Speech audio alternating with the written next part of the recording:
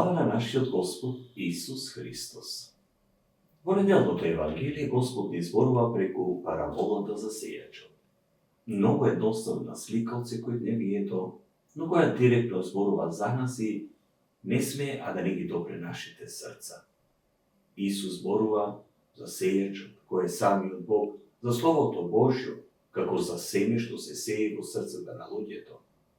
Но тоа семе не секогаш дава плод, бидејќи не секое срце е подготвено да го прими. Некое семе паѓа на патот. Тоа се оние луѓе кои слушаат, но не обрнуваат внимание. Божјото Слово противречи на брзиот ритам на живот, на уморот, на телефоните, на стресот. Евангелието вели дека тоа семе е изгасено. Зарем не зборува и за нас? Колку често само дозволуваме моментите на молитва, на размислување за Божите таинства да бидат згазени од нашите секојдневни грижи. Друго семе паѓа на камен.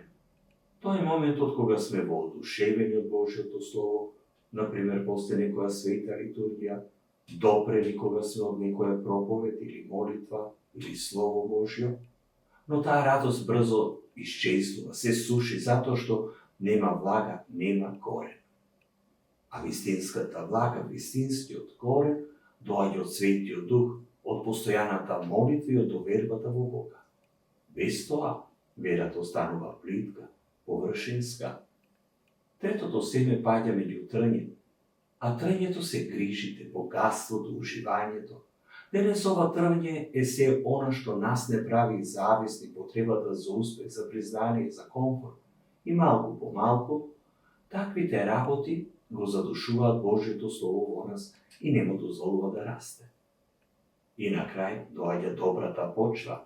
Тоа се луѓето кои го слушаат Словото, го прифаќаат со добро и благородно срце и го живеат со истрајност.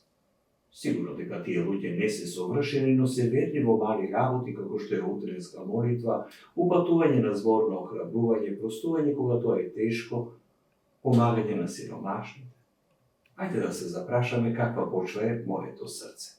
Дали дозволувам Божјото Слово да расте во мене? И нема потреба да бидеме загрижени ако нашето срце не е добра почва.